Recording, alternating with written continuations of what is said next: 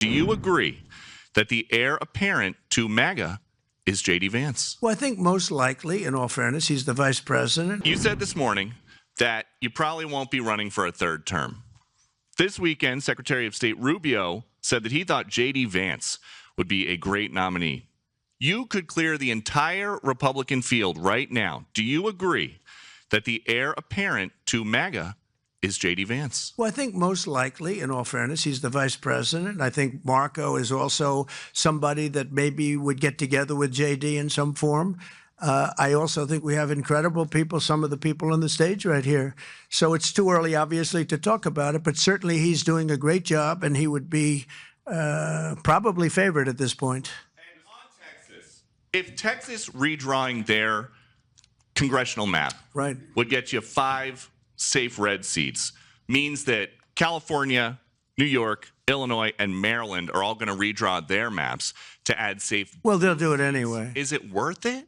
Yeah, they'll do it anyway. Why? If we stop over there, they would have done it anyway. Look, a lot of these states, you know, I watched this morning as Democrats are complaining, and they're complaining from states where they've done it, like in Illinois, like in Massachusetts. I watched this lunatic, Pocahontas. She's a total lunatic. I don't know what she's on. She's all jumping up and down like I've never seen anything like it, talking about supporting the communist mayor. And he's not a socialist. He's a communist, okay? This is not a socialist man. This is a communist. If you look at any of his policies and go back 6 months, you don't even have to go back further than that.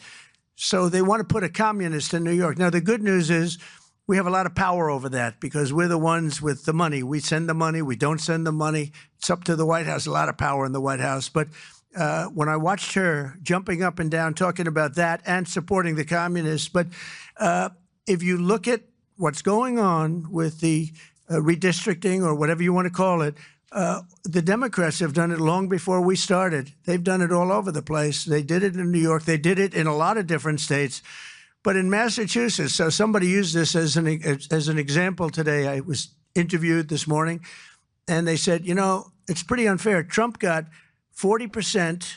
I'm not proud of that, but I think I probably got more, but that's okay. I got 40% in Massachusetts, and yet they have 100% of the vote in terms of Congress. So there's no Republican, there's no anything. So we should have 40%. You know why? They redistricted, and they've done it all over the place. And they've done it in California, by the way. Before this, they've done it in California. So we'll see what happens. We have a wonderful governor in Texas. He feels strongly about it. It's going to be up to him.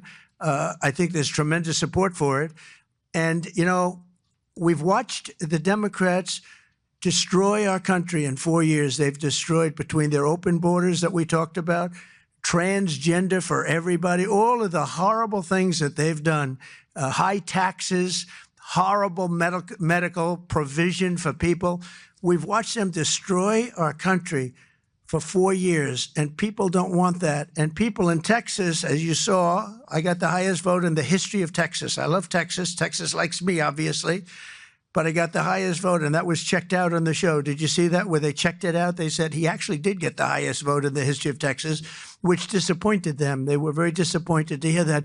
But Texas is a place that's done very well with a free enterprise kind of an attitude, with the exact opposite of what's happening in New York with a communist mayor. And they know what they're doing, and they're doing the right thing. Yeah.